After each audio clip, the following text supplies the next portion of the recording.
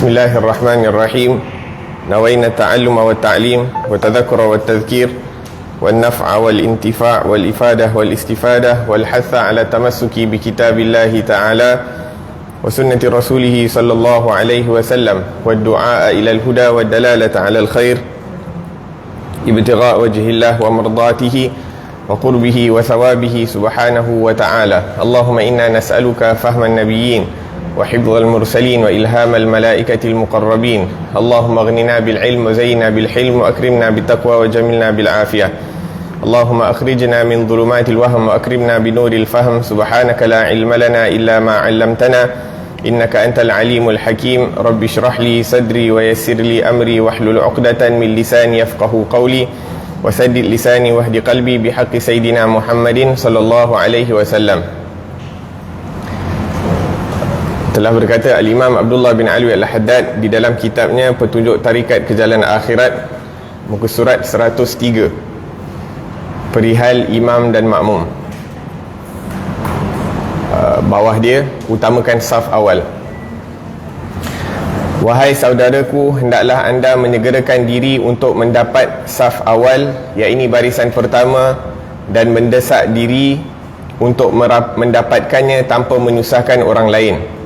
Awas, jangan anda melewatkan diri padahal anda boleh mendapatkannya, sebab Rasulullah sallallahu alaihi wasallam pernah mengatakan, la yazalu qaumun yata'akhkharuna ay 'anis saffil awal hatta yu'akhirahumullahu ay 'an fadlihi wa rahmatih.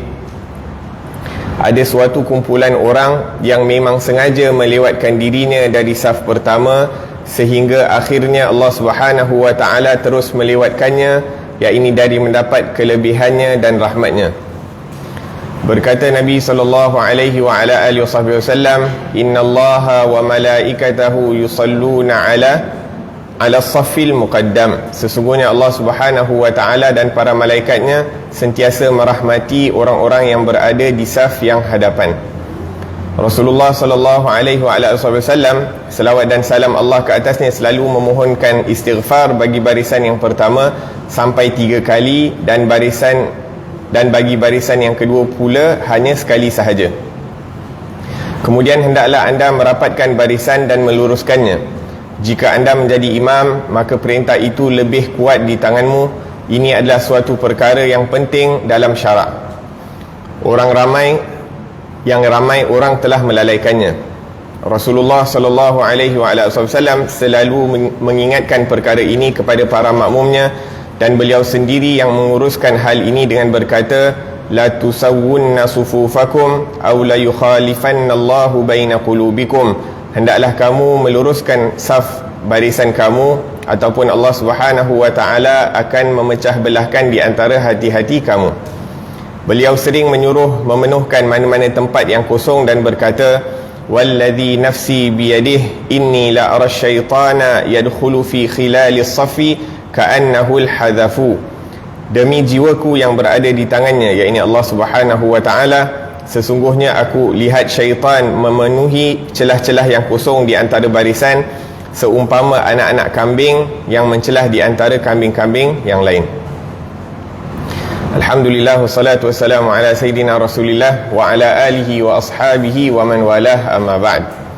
Alhamdulillah, pada perihal ini Al-Imam Abdullah bin Alwi Al-Haddad mengingatkan kita ataupun membahaskan perkara-perkara yang terkait dengan imam dan makmum.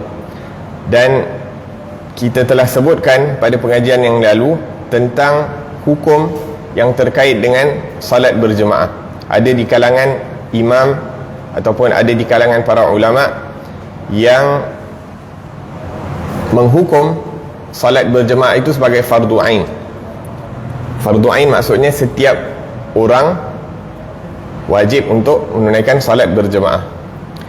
Ada sebahagian daripada mereka yang menganggap ianya sebagai fardu kifayah, seperti mazhab kita Al-Imam Syafi'i rahimahullahu ta'ala, dan sebahagian yang lain menganggap sebagai satu sunat muakkadah, sunat yang diberatkan. Dan kita telah bahaskan pada pengajian yang lalu apa dalil yang mengatakan ianya fardu ain, apa dalil yang mengatakan ianya fardu kifayah, dan apa dalil yang mengatakan bahawa ianya merupakan sunnah muakkadah. Dalil mengatakan fardu ain, hadis yang mengatakan bahawa Nabi sanggup membakar ataupun Nabi ingin apabila solat itu didirikan, Nabi nak pergi ke rumah-rumah orang yang tak sembahyang berjemaah, tak pergi masjid sembahyang jemaah, dan Nabi ingin bakar. Itu dalil orang-orang yang menganggap ini sebagai fardu ain. Adapun fardu kifayah adalah hadis yang menyebutkan tentang pahala solat berjemaah itu 25 atau 27. Kalau sembahyang sekali hanya dapat, kalau sembahyang sendiri maka hanya dapat satu pahala. Naam, ala kulli hal, yang perlu untuk kita ingatkan bahawa tidak ada hadis yang diriwayatkan bahawa Nabi sepanjang umur baginda sallallahu alaihi wasallam yang mulia itu tak pernah ada riwayat yang mengatakan Nabi sembahyang bersendirian. Walaupun apa hukum dia, ini kalau sama ada dia sunat muakkad ke fardu kifayah ke, tapi yang penting iaitu Nabi sallallahu alaihi wasallam sebagai teladan kita menunjukkan bahawa sembahyang fardu itu tidak pernah Nabi lakukan bersendirian, sentiasa dilakukan berjemaah. Naam. Kemudian antara adab-adab yang perlu untuk kita perhatikan sewaktu melakukan salat berjemaah adalah tidak mendahului daripada imam, tidak menyamai, apatah lagi untuk mendahului daripada imam. Innama ju'ilal imamu liyutamma bih, sesungguhnya dijadikan imam itu untuk diikuti. Jadi sebagai makmum kita mengikuti pergerakan imam, kita mengikuti daripada pergerakan imam sewaktu imam berpindah dari satu rukun ke rukun yang lain. Dan imam ataupun makmum mengikuti imam itu setelah imam sempurna berpindah ke rukun yang seterusnya. Sebab tu dalam hadis Nabi sallallahu alaihi wasallam menyebutkan fa idza kabbara kabbaru, maksudnya kabbara bila dah selesai imam itu takbir, setelah selesai imam itu rukuk, baru kita rukuk. Maksudnya kalau imam mula rukuk, kita rukuk, maksudnya dia belum sempurna lagi. Kalau dia rukuk, kita ikut sekali rukuk, maksudnya kita menyamai daripada pergerakan imam. Sebab tu terkadang kita perlu beri perhatian, bukan kita ikut suara imam takbir. Kalau kita mampu untuk lihat pergerakan, maka kita ikut pergerakan, dan jangan, sebab terkadang ada imam yang nafas pendek, ataupun terkadang dah terbiasa takbirnya pendek, dia tidak memanjangkan daripada takbir, dia baru je, terutamanya imam-imam yang dah berumur sikit, kadang dia Allahu Akbar padahal dia baru tak sampai rukuk lagi, ataupun dia baru Allahu Akbar baru halfway, belum, ya ini baru halfway perjalanan nak sampai ke sujud. Terutamanya kaum ibulah perlu untuk beri perhatian. Kadang dia baru halfway je, kita laju kan, kita dah sujud dah, padahal dia baru macam halfway nak sampai ke bawah. Jadi perlu beri perhatian kalau boleh. Walaupun sebagai imam perlu beri perhatian kepada makmum, maksudnya ada sunnah-sunnah yang perlu imam lakukan. Maksudnya antaranya memanjangkan takbir daripada mula intiqal, daripada mula pergerakan, katalah daripada i'tidal nak sampai ke rukuk, jadi Allahu Akbar sampai cecah ke sujud, tu disunnahkan untuk imam. Tapi kalau imam tak buat, ia satu perkara sunnah. Jadi makmum pula kalau imam tak buat, dia perlu beri perhatian. Terutamanya kalau makmum muda kan, ataupun makmum yang biasa bergerak dengan pantas, imam pula slow, dia take his own sweet time. Nak turun, dia letak dia punya lutut dulu, lepas tu dia kadang-kadang sampai dia letak sebelah lutut, lepas tu letak sebelah lutut lagi, lepas tu baru dia nak sujud. Ya khatul waqt, yang ni ambil masa yang panjang. Jadi kita sebagai makmum, kita perlu juga beri perhatian sampai imam tu dah sempurna sujud, baru kita turun sujud daripada i'tidal. Tak perlu tergesa-gesa, dan itu yang lebih sempurna. Itu yang lebih sempurna. Naam.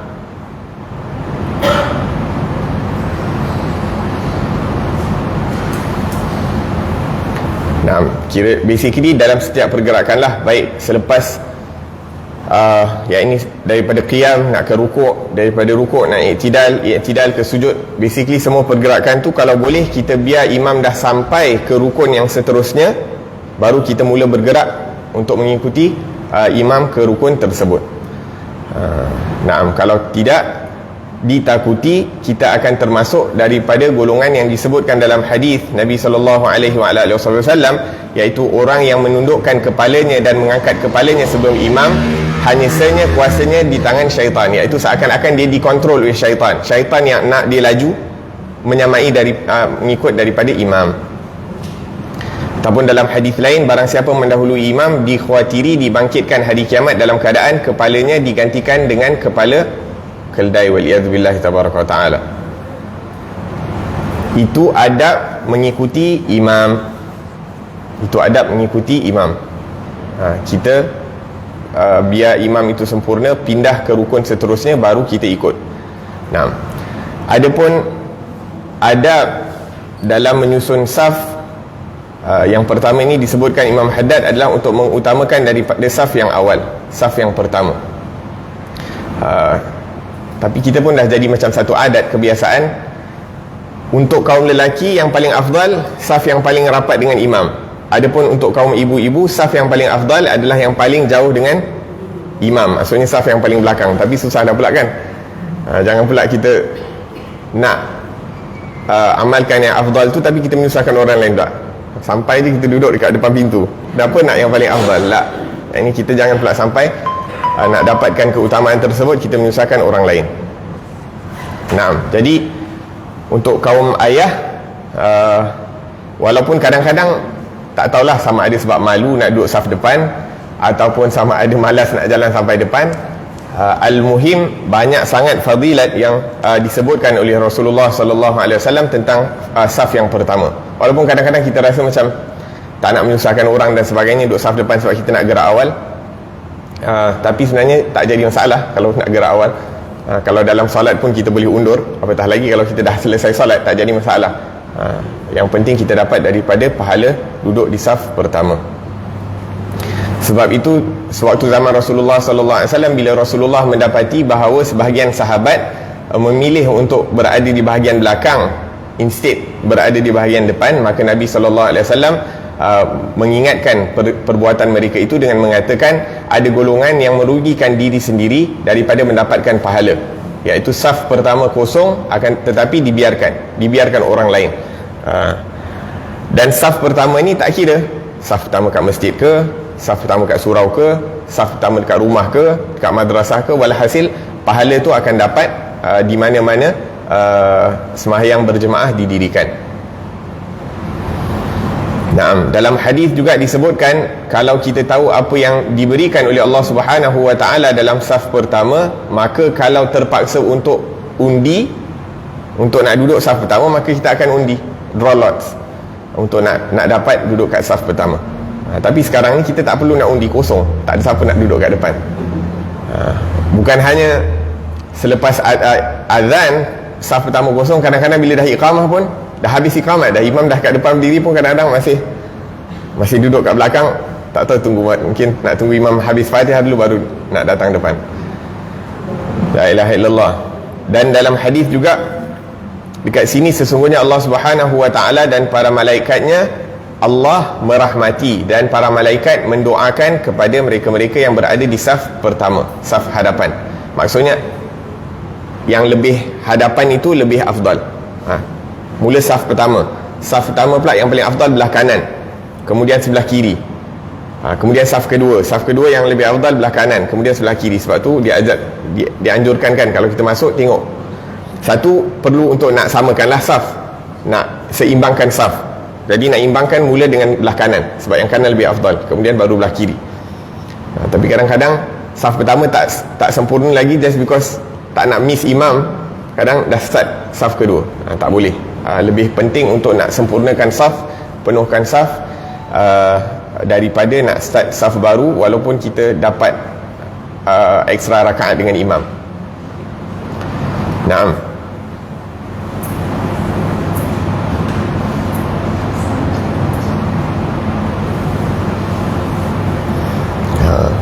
Ya, ini Allah Subhanahu wa taala menyediakan pemberian-pemberian yang khusus. Allah berikan pengampunan, Allah Subhanahu wa taala memberikan rahmat, malaikat mendoakan kepada orang yang berada dalam saf pertama.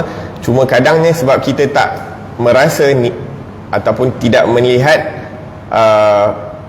pemberian daripada Allah ataupun doa daripada malaikat itu sebagai satu perkara yang berharga, jadi kita tak rasa valuable lah.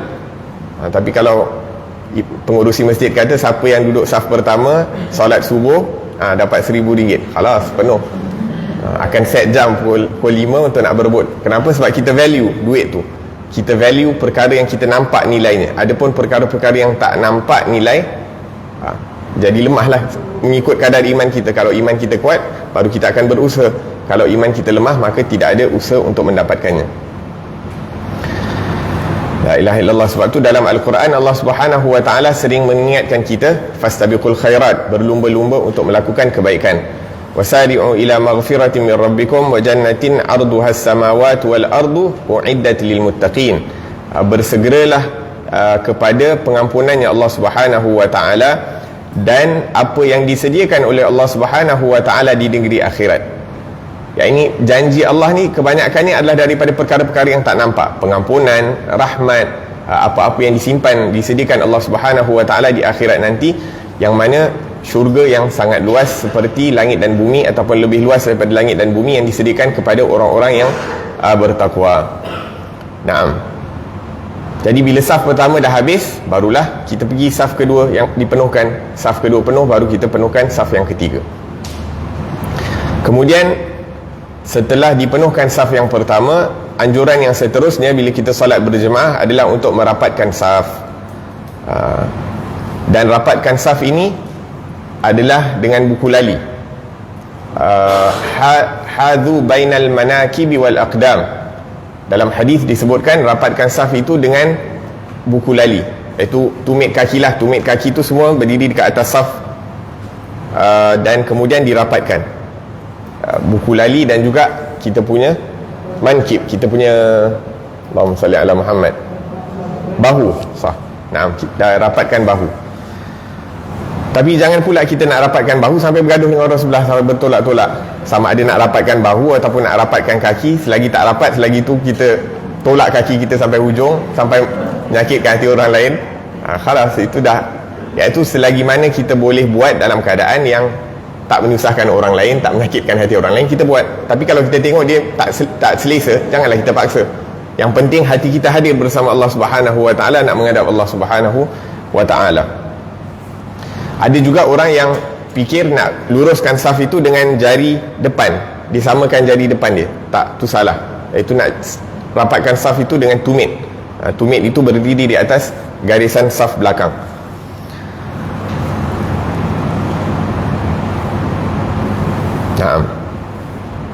Dan Nabi SAW merapatkan saf salat itu seperti mana merapatkan saf ketika peperangan. Nabi merapatkan saf salat seperti mana merapatkan saf ketika berperang. Dan satu kisah yang masyhur, iaitu sewaktu Nabi masa tu peperangan Badar kalau tak silap, Nabi rapatkan saf sehingga apabila satu orang sahabat itu yang mana dikatakan seakan-akan dia sengajalah nak kedepankan, jadi Nabi cocok perut dia dengan stick, dengan kayu. Sebab apa? Nak bagi semua berdiri tegak. So dia pun kata, ya Rasulullah, auja'tani, kamu telah menyakitkan perut aku ya Rasulullah. Kemudian Nabi pun, walaupun di waktu peperangan, waktu yang la ilaha illallah, yang ni tengah perkara yang penting kan, Nabi kata, khalas, kalau aku telah menyakitkan kamu balas balik sekarang, iqtassa minni, balas sekarang. Lepas tu dia pun cakap, ya Rasulullah, kau cocok perut aku dalam keadaan perut aku terbuka. Maka kalau nak balas tu, nak fairnya, nak adil, kena dalam keadaan perut terbuka. Sahabat lain dah, kau ni Nabi dah bagi balas dah cukup bagus, ni nak minta lagi lebih-lebih. So Nabi pun dengan sikap keadilan Rasulullah sallallahu alaihi wasallam, kerana mengetahui bahawa hak-hak manusia itu kalau tidak dibayar di dunia akan dibayar di akhirat nanti. Nak menunjukkan betapa pentingnya untuk kita membayar ataupun memberi setiap orang yang mempunyai hak ke atas kita akan haknya. a'ti kulli dhi haqqin haqqah, berilah setiap orang yang mempunyai hak akan haknya. Naam, maka Nabi SAW, apa yang dilakukan oleh sahabat tersebut, dia pun terus peluk kepada perutnya Rasulullah SAW sehingga pipinya itu menyentuh daripada perutnya Rasulullah SAW yang mulia. Dan kemudian ditanyakan, wah ya fulan, kenapa kamu buat perkara tersebut? Dia kata, ya Rasulullah, seperti yang kau tahu, insya-Allah aku akan ada kemungkinan yang aku akan meninggal dunia, mati syahid di dalam medan peperangan ini. Jadi apa yang aku ingin, perkara yang terakhir berlaku adalah kulit aku ini bertemu dengan kulit kamu ya Rasulullah. Moga-moga ini menjadi asbab syafaat di hari akhirat. Wa hakadha as-sahabah. Sahabat Nabi, dia cuba untuk ambil peluang untuk mendekatkan diri dengan Rasulullah sallallahu alaihi wasallam ataupun untuk mendapat keberkatan daripada Rasulullah sebanyak yang mungkin. Ala kulli hal, jadi Nabi ambil berat tentang saf, diluruskan saf dan dirapatkan as-saf. Naam, dan syaitan berdiri di celah-celah al-musalli. Kerana apa? Kerana untuk kacau salat. Tujuan syaitan, tugas utama syaitan dekat dunia ni adalah untuk kacau manusia. Dan ibadah yang paling penting adalah salat. Jadi waktu salat itulah dia punya usaha paling kuat untuk nak mengganggu kita, nak kacau kita punya khusyuk, nak kacau kita punya fokus kepada Allah Subhanahu wa taala.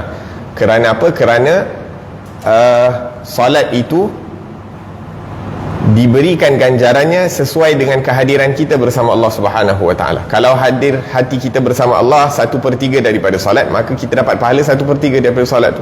Kalau kita hadir bersama Allah hanya 2/3, maka dapat 2/3. Tapi kalau kita berusaha untuk hadirkan hati bersama Allah Subhanahu wa taala, ada khusyuk daripada awal salat sehingga akhir, maka insya-Allah kita akan dapat pahala yang sempurna. Tapi nak sampai kepada situ perlu berusaha lah. Perlu berusaha, perlu didik hati kita tu untuk fokus. La ilaha illallah. Dan yang kedua, Nabi SAW menyebutkan bahawa la tusawwunna sufufakum aw yukhalifanna Allah baina qulubikum. Dan ini perkara yang penting. Hendaklah kamu merapatkan saf ataupun meluruskan saf. Kerana apa? Kerana kalau tak rapat saf, hati kamu tu takkan bersatu. Kalau saf tak rapat, hati takkan bersatu, kata Rasulullah sallallahu alaihi wasallam. Dan apa yang dikatakan Rasulullah itu adalah benar. Wa ma yantiqu 'anil hawa in huwa illa wahyun yuha. Bila Allah Subhanahu wa taala satukan saf, barulah ada kasih sayang di antara orang-orang yang beriman. Bila Allah satukan hati, barulah ada sifat ambil berat antara satu dengan yang lain, sifat tolong menolong antara satu dengan yang lain, saling memberi antara satu dengan yang lain. Akan tetapi kalau tak dirapatkan saf, maka tidak akan disatukan hati orang-orang yang beriman. Dan orang-orang yang tidak beriman akan cuba sedaya upaya untuk merenggangkan saf orang Islam. Supaya apa? Supaya hati mereka tidak disatukan. Walhasil, naam.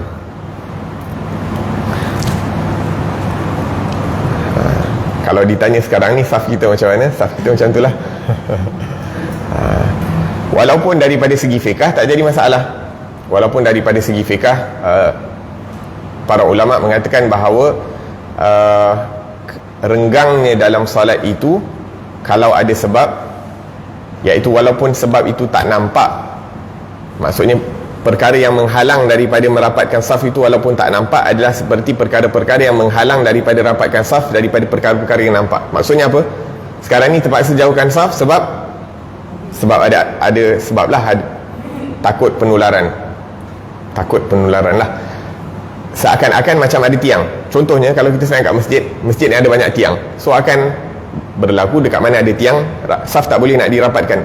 So para ulama mengatakan seperti mana bila ada perkara-perkara yang menghalang seperti tiang itu tidak dianggap sebagai terputusnya saf, begitu juga kalau ada sebab-sebab yang menghalang daripada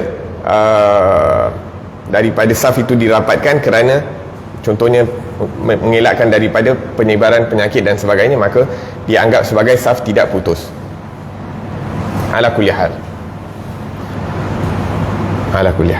Nah, moga-moga Allah Subhanahu wa taala angkat wabak COVID-19 ini daripada umat Nabi Muhammad sallallahu alaihi wasallam, sehingga kita dapat sempurnakan ibadah kita kepada Allah Subhanahu wa taala. Kita dapat rapatkan saf kita, dan moga-moga dengan rapatnya saf kita akan mendapat penyatuan hati di kalangan umat Islam khususnya. Amin Allahumma amin.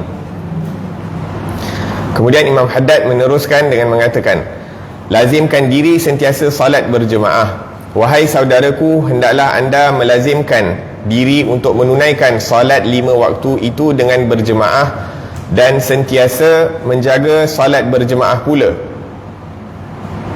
kerana salat jemaah itu melebihi pahala salat bersendirian sebanyak 27 darjat, sesuai dengan bunyi sebuah sabda yang sahih. Awas, jangan sekali-kali anda meninggalkan salat dengan berjemaah tanpa uzur ataupun dengan uzur yang tidak munasabah. Jika anda sampai di tempat yang diadakan salat berjemaah lalu anda mendapati jemaahnya sudah selesai, ataupun anda duduk di rumahmu kerana menjaga keselamatan dalam agamamu umpamanya, maka jangan lupa mencari orang yang mahu menyertaimu dalam salatmu itu, agar anda akan memperoleh pahala jemaah itu, dan anda terselamat dari janji buruk dan ancaman yang warid terhadap orang yang meninggalkan salat berjemaah itu, seperti sabda Rasulullah sallallahu alaihi wasallam yang berikut, la yantahiyanna aqwamun an tarkil jamaah aw la uharriqanna alaihim buyutahum. Hendaklah kaum-kaum itu berhenti dari meninggalkan salat berjemaah, ataupun aku akan membakar rumah-rumah mereka. Dan juga sabdanya yang berikut pula, man sami'an nida farighan sahihan falam yujib fala salata lahu. Siapa yang mendengar seruan azan sedang dia sihat dan mempunyai masa lapang, dan sihat, lalu dia tiada datang bersalat jemaah, maka tiada salat baginya. Dan juga dari kata Sayyidina Abdullah bin Abbas radhiyallahu anhu, ataupun Sayyidina Abdullah bin Mas'ud radhiyallahu anhu, kami dahulu melihat orang menganggap siapa yang terlambat dari solat jemaah tiada lain melainkan dia seorang munafik yang sudah jelas kemunafikannya. Sebab itu pada zaman Rasulullah sallallahu alaihi wasallam, seseorang itu akan dipaut oleh 2 orang lelaki hingga didirikan saf, ataupun hingga didirikan di saf. Kalau semua penanggungan berat ini akan dikenakan kepada siapa yang meninggalkan jemaah, maka apa kata kamu pada orang yang meninggalkan solat Jumaat pula, yang mana dia adalah satu fardu ain yang tidak patut ditinggalkan. Lihat apa kata Rasulullah sallallahu alaihi wasallam dalam perkara ini, man taraka thalatha juma'in tahawunan taba'allahu ala qalbih.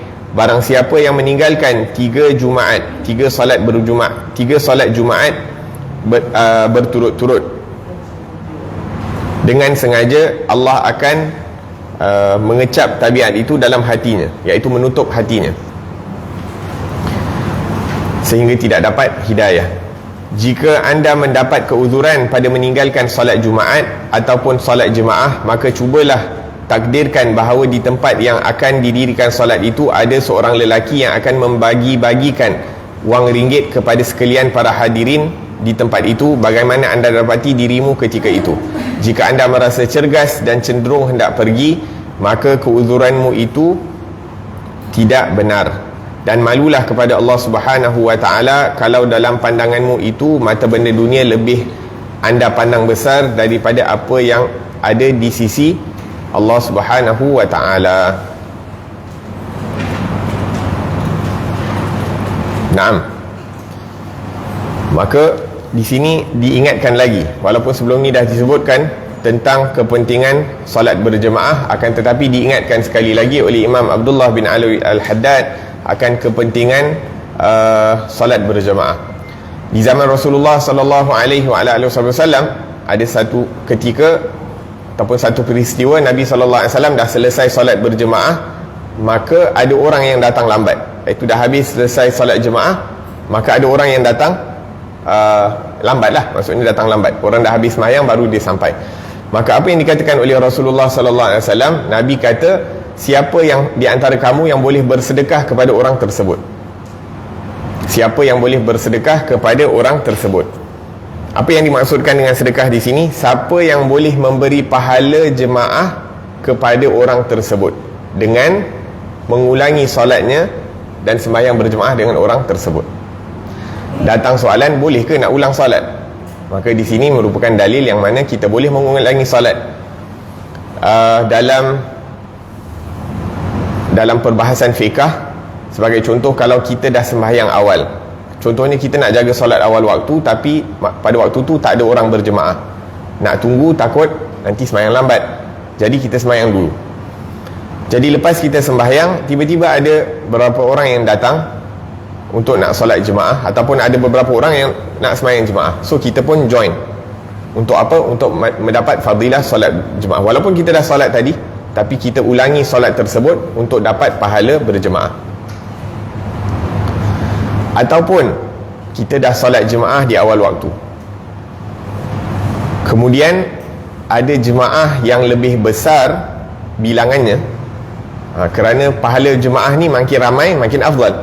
Dalam hadis pun Nabi ada sebutkan, sembahyang 2 orang berjemaah lebih afdal daripada sembahyang berasingan, ataupun sembahyang 3 orang berjemaah lebih baik daripada sembahyang 2 orang berjemaah. Jadi bila ada jemaah yang lebih besar nak sembahyang, walaupun kita dah sembahyang berjemaah, tapi jemaah kita tu kurang bilangannya, jadi boleh kita nak ulang balik solat kita. Sebab apa? Kita nak dapat pahala dengan solat jemaah yang lebih ramai. Ataupun kita dah solat berjemaah, bilangan jemaah kita tu ramai, akan tetapi yang nak solat jemaah ni orangnya alim, ilmu fiqahnya hebat, dia bila orangnya ilmunya makin banyak, sunnah-sunnah yang dijaga di dalam solatnya itu lebih banyak.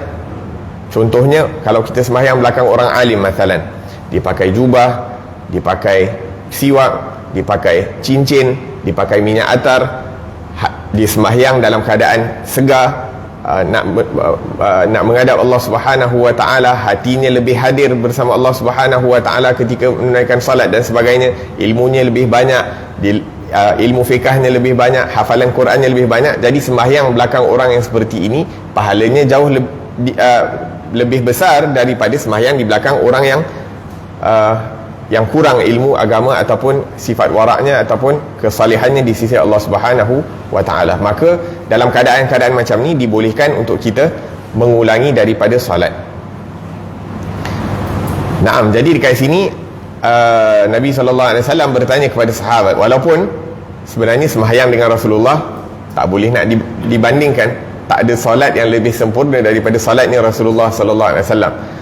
Sebab itu Rasulullah bagi tahu dalam hadis, sallu kama raaitumuni usalli, sembahyanglah kamu seperti mana kamu lihat aku sembahyang. Dan Nabi tak kata sembahyanglah kamu seperti mana aku sembahyang, sebab tak ada orang yang mampu nak sembahyang macam Rasulullah sallallahu alaihi wasallam. Ilmunya terhadap Allah, terhadap keagungan Allah dan kehadiran hatinya bersama Allah Subhanahu wa taala menyebabkan solat Rasulullah itu tak mampu untuk ditandingi oleh sesiapa pun. Naam, jadi Nabi tanya, ada siapa-siapa tak yang nak solat dengan orang tersebut, nak bersedekah kepada orang tersebut. Jadi macam mana nak niat bila nak ulang solat? Basically kita niat, kalau kita niat dalam bahasa Melayu sahaja aku sembahyang, sebagai contoh fardu salat zuhur i'adatan, mengulangi daripada salat zuhur itu kerana Allah Ta'ala. Dalam bahasa Arab usalli fardu zuhri i'adatan ataupun mu'idatan lillahi ta'ala, sama ada kita jadi makmum ataupun kita jadi imam. I'adatan, tambah perkataan i'adah tu bermakna mengulangi.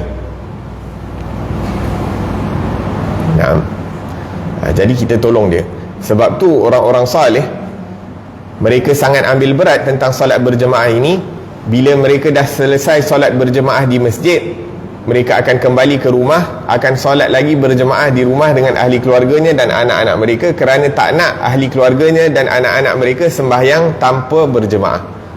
Punya diorang ambil berat, setiap kali dah sembahyang kat masjid, jadi imam, sebagai contoh dia imam masjid ke ataupun orang alim, orang salih, dah jadi imam dekat masjid, badan balik rumah, contohnya sembahyang zuhur 1.30 kat masjid, badan dia dah set dah dengan orang rumah dia, okey pukul 2 kita akan sembahyang berjemaah sama-sama. Dengan orang rumah dia, mungkin dengan anak-anak dia, ataupun dengan hatta khadam-khadam dia sendiri, orang-orang yang berkhidmat, bekerja, mereka mengambil berat. Sebab apa? Sebab dalam hadis Nabi SAW sewaktu Nabi sakit nak meninggal dunia, bila Nabi pingsan, Nabi bangun, antara yang disebutkan oleh Rasulullah, ya ibadallah, as-salah wa ma malakat aimanukum, wahai hamba-hamba Allah, jagalah salat dan mereka-mereka yang berada di bawah jagaan kamu. Ini bukan hanya kita mementingkan salat kita sahaja di awal waktu dan dengan berjemaah, tapi kita pastikan bahawa anak kita pun selagi mana dia boleh jaga salat jemaah, kita didik. Bukan hanya didik mereka salat sewaktu umur 7 tahun atau ajarkan mereka untuk salat umur 7 tahun, tapi kalau boleh daripada umur 7 tahun tu setiap kali kita salat, kita ajak dia salat berjemaah. Contohnya kalau dekat rumah lah, mungkin sekarang ni tak boleh nak bawa anak-anak kecil pergi ke masjid, tapi setiap kali kita sembahyang dekat rumah, kita ajak mereka sembahyang sekali. Kita biasakan dia sembahyang. Naam.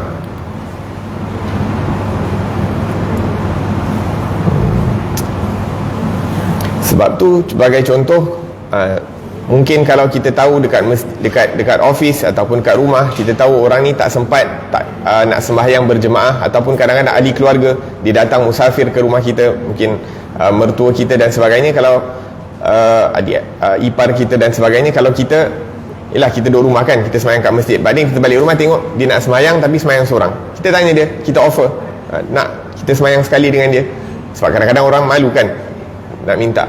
Jadi kita offer, kita yang tahu hukum tersebut, kita offer kepada orang yang mungkin malu ataupun tak tahu tentang pahala ataupun yang boleh diulangi daripada solat tersebut.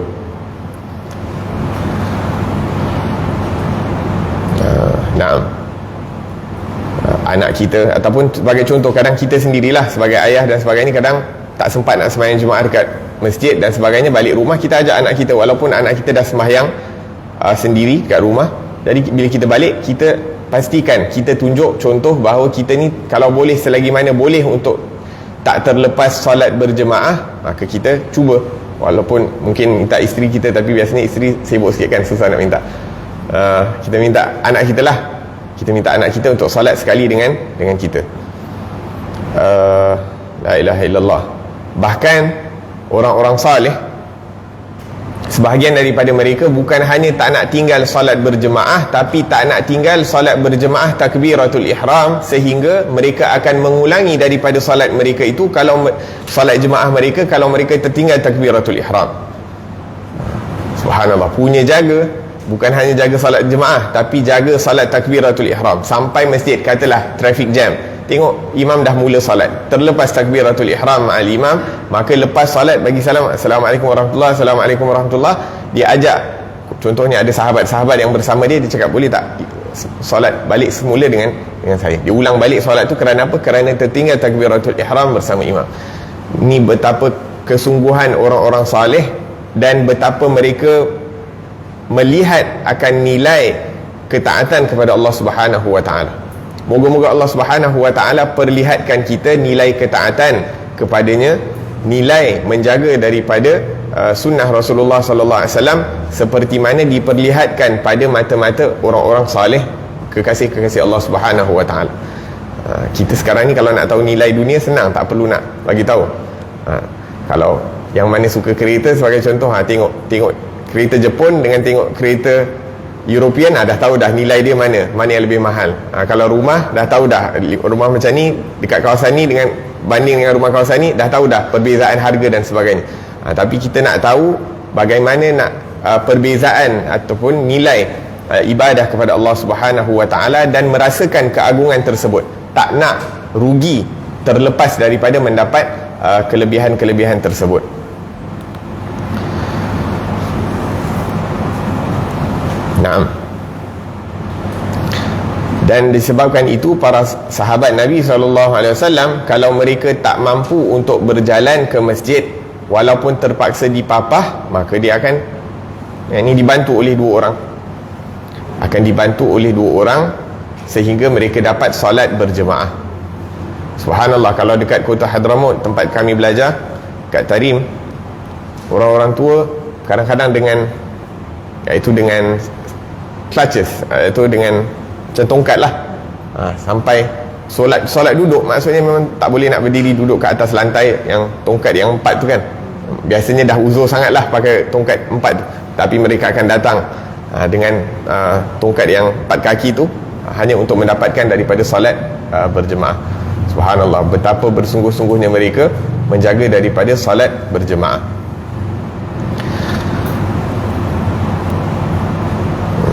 Nah, dan kalau kita betul-betul menghargai ataupun melihat akan ganjaran yang Allah Subhanahu Wa Taala berikan kepada orang yang menjaga solat jemaah, maka kita tidak akan biarkan kawan kita, apatah lagi ahli keluarga kita, terlepas daripada ganjaran tersebut.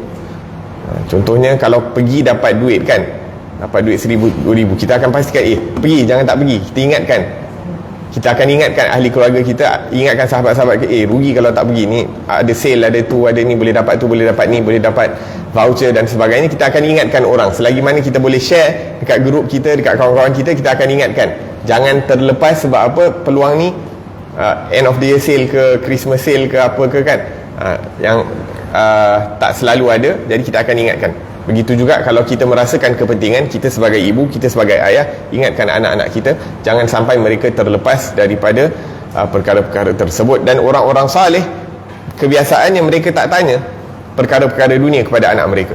Kerja macam mana, gaji macam mana, ada kenaikan gaji ke tak, semua tak ada. Diorang tak ada tanya anak mereka macam tu. Belajar macam mana, bagus ke tak. Walaupun baguslah kita tanya pelajaran anak kita kan, tak salah. Tapi yang mereka tanya, macam mana hubungan kamu dengan Allah Subhanahu Wa Taala, bagaimana hubungan kamu dengan Al-Quran, bila last kamu baca Al-Quran, bila last kamu menangis kepada Allah Subhanahu Wa Taala. Itu yang ditanya, kerana itu yang dirasakan penting terhadap anak-anak mereka. Tapi bila kita tanya anak kita tentang hubungan mereka dengan Allah Subhanahu Wa Taala, bila last kita tanya, tak payah tanya orang lain, bila kita last tanya diri kita ni, bagaimana keadaan kita bersama Allah Subhanahu Wa Taala, bagaimana keadaan hati kita bersama Allah Subhanahu Wa Taala. Bila last kita menangis kerana ingat akan Allah Subhanahu Wa Taala, bila last kita menangis kerana rindu kepada Rasulullah sallallahu alaihi wasallam. Maka apabila kita mengetahui keadaan kita, maka itulah juga keadaan keimanan kita bersama Allah Subhanahu Wa Taala. La ilaha illallah. Sayyidina, seorang sahabat Nabi SAW yang bernama Sayyidina Abdullah bin Ummi Maktum, dia ni Bilal, muadzzinnya Rasulullah. Selain daripada Bilal bin Abi Rabah, antara muazzin Rasulullah juga adalah Sayyidina Abdullah bin Ummi Maktum. Dia ni buta, tapi dia tahu bila masuk waktu salat. Dia tahu bila masuk waktu salat. Ala kulli hal, kelebihan yang Allah berikan. Jadi dia bertanya kepada Rasulullah, ya Rasulullah, adakah saya ni buta, tak nampak, boleh tak saya dapat excuse, keuzuran untuk tidak pergi solat berjemaah di masjid? Boleh tak saya dapat keuzuran, excuse untuk tak pergi solat berjemaah di masjid? Maka mula Rasulullah sallallahu alaihi wasallam mengatakan boleh. Jadi dia pun okeylah, dah dapat excuse kan, dah dapat MC daripada Rasulullah. Tapi kemudian Rasulullah panggil dia balik. Rasulullah tanya, adakah kamu boleh nak dengar azan ataupun tak? Daripada rumah kamu tu, kamu boleh tak nak dengar azan? Sebab tu dalam hadis ni disebutkan apa? Man sami'an nida' farighan sahihan falam yujibhu fala salatalah. Siapa yang mendengar seruan azan dalam keadaan dia memang free, tak ada kesibukan, tak ada perkara yang menghalang dia daripada pergi ke masjid, dan dia berada dalam keadaan sihat, bukan sakit, sehingga dia tak mampu untuk nak pergi sembahyang, maka kalau dia tak sembahyang di tempat azan diazankan, seakan-akan solat yang didirikan tidak diterima. Naam, jadi Rasulullah sallallahu alaihi wasallam pun mengatakan bahawa panggil Abdullah bin Maktum balik, kemudian mengatakan tak boleh, selagi mana kamu mendengar azan, maka kamu tak boleh solat bersendirian ataupun di rumah kamu. La ilaha illallah. Sekarang ni speaker masjid semua masya-Allah kuat-kuat rasanya. Speaker masjid semua kuat-kuat. Tak ada keuzuran bagi kita. Ini untuk kaum lelaki lah. Untuk kaum perempuan tak jadi masalah. Naam, untuk kaum perempuan tak jadi masalah. Ini dekat rumah kita. Bayangkan kalau kita dengar azan dekat tempat-tempat yang mulia macam Mekah dan Madinah, lepas tu kita biarkan peluang tu tertinggal begitu sahaja. Dah susah-susah dapat dijemput oleh Allah Subhanahu Wa Taala pergi Mekah, pergi Madinah, yang mana sembahyang dekat Masjidil Haram tu dilipat kali ganda 100,000 kali, dekat Masjid Nabawi dilipat kali ganda 1,000 kali dan sebagainya. Kemudian dia reda untuk sembahyang dekat dalam hotel. La ilaha illallah. La ilaha illallah. Nah, kemudian pahala yang Allah Subhanahu Wa Taala sediakan bagi mereka-mereka yang berjalan ke masjid, terutamanya untuk solat subuh dan solat isyak, luar biasa, yang mana tak datang merupakan solat yang paling berat untuk orang-orang munafik. Jadi untuk nak tahu sama ada kita ada sifat nifak ataupun tidak, tengok betapa adakah ianya berat untuk kita nak pergi solat subuh dan isyak secara berjemaah.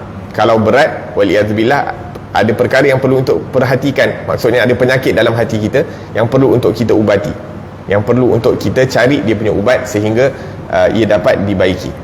Dalam hadis lain Nabi SAW menyebutkan bahawa berikan berita gembira kepada mereka-mereka yang berjalan ke masjid dalam keadaan gelap gelita, iaitu apa berita gembira dia? Dia akan mendapat cahaya yang terang benderang di hari kiamat nanti. Maksudnya di dunia dia bersusah payah pergi ke masjid di waktu gelap, subuh ataupun isyak, maka di akhirat nanti dia akan mendapat cahaya yang terang di sisi daripada Allah Subhanahu Wa Taala pada hari kiamat. Kalau kita rasakan cahaya itu pentinglah dekat hari kiamat, tapi kalau kita rasa cahaya itu tak penting, khalas, kita tak akan usaha untuk mendapatkan perkara-perkara tersebut. Dan seperti yang kita sebutkan, tak ada satu riwayat pun yang mengatakan bahawa Rasulullah SAW tinggal solat berjemaah. Begitu juga di saat Nabi SAW berada dalam keadaan nazak pun, Nabi SAW masih lagi berusaha untuk solat berjemaah. Nabi masa tu tengah nazak, tengah sakit yang tenat, yang berat, yang mana dengan penyakit itu Nabi SAW wafat. Nabi pingsan, kemudian bangun, ditanyakan solat dah didirikan ke belum? Dikatakan belum ya Rasulullah. Kemudian Nabi kata bawakan air. Nabi ambil wuduk. Lepas ambil wuduk, Nabi nak bangun, Nabi pingsan. Kemudian sedar, ditanyakan solat dah didirikan ke belum? Belum ya Rasulullah. Semua orang menunggu nak sembahyang dengan Rasulullah SAW. Kemudian Nabi pun kata tamam, ambil bawakan air, ambil wuduk lagi sekali buat kali yang kedua. Kemudian Nabi pingsan lagi. Kemudian nak bangun, pingsan lagi kali yang ketiga.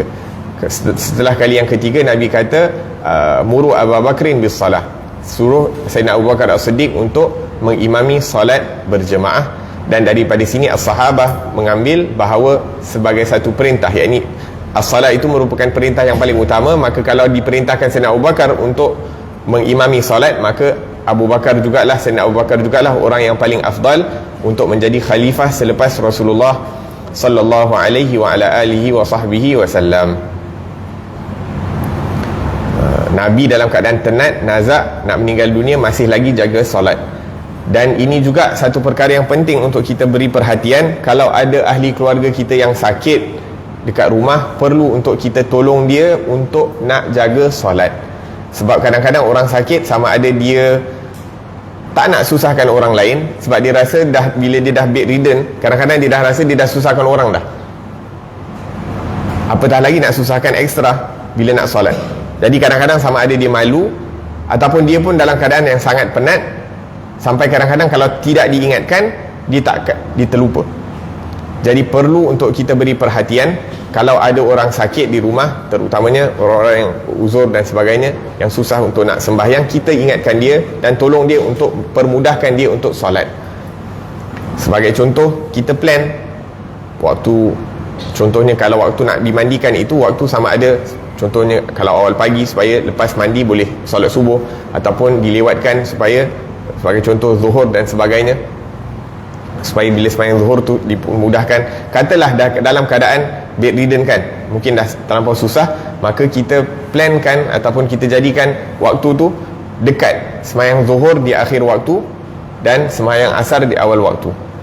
Ataupun katalah ada para ulama yang mengatakan kalau dah dalam keadaan macam tu, dibolehkan untuk nak jamak solat, maka dijamakkan zuhur dan asar itu di akhir waktu asar, dan dijamakkan maghrib dan isyak itu di awal waktu. Jadi dia basically ambil wuduk dua waktu dia, subuh dengan waktu petang. Itu maksudnya dah dalam keadaan teruk sangatlah. Tamam, 4 yang zuhur dengan asar itu ditakhirkan dan maghrib dengan isyak itu ditakdimkan, sehingga dia tak tertinggal daripada as-salah. Ramai orang yang nak jaga sembahyang, tapi kadang-kadang dia pun kadang-kadang pingsan kan. Jadi bila dia bangun sedar grogi dan sebagainya, dia pun jadi tak sedar waktu, tak sedar hari apa dia tak tahu. Jadi kita yang ada di sekeliling kita jaga dan bantu mereka untuk jaga daripada waktu salat. La ilaha illallah.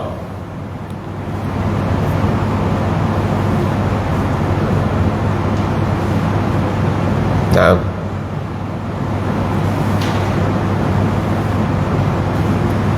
masih ada lagi perbahasan, tapi rasa kita tunggu, kita berhenti di sini, insya-Allah, dan kita akan sambung pengajian pada pengajian yang akan datang insya-Allah taala. Rabbana anfa'na bima 'allamtana, rabbi 'allimna alladhi yanfa'una, rabbi faqihna wa faqih ahlana wa qarabati lana fi dinina ma ahli al-qutri untha wa dhakar, rabbi wafiqna wa fiqhum lima tartadi qawlan wa fi'lan karama warzuqil kulla halalan daima wa akhilla atqiya ulama nuhdha bil khairi wa nukfa kulla shar. ربنا واصلح لنا كل شؤون وأقر بالرضا منك العيون واقض عنا ربنا كل الديون قبل أن تأتينا رسل المنون واغفر واستر أنت أكرم من ستر وصلاة الله تغشى المصطفى من إلى الحق دعانا والوفاء بكتاب فيه للناس شفاء وعلى الآل الكرام شرفاء وعلى الصحب المصابيح الغرار اللهم اهدنا بهداك وجعلنا ممن يسارع في رضاك ولا تولنا وليا سواك ولا تجعلنا ممن خالف أمرك وعصاك وحسبنا الله ونعم الوكيل ولا حول ولا قوة إلا بالله العلي العظيم وصلى الله على سيدنا محمد وعلى آله وصحبه وسلم والحمد لله رب العالمين والعفو منكم والسلام عليكم ورحمة الله وبركاته.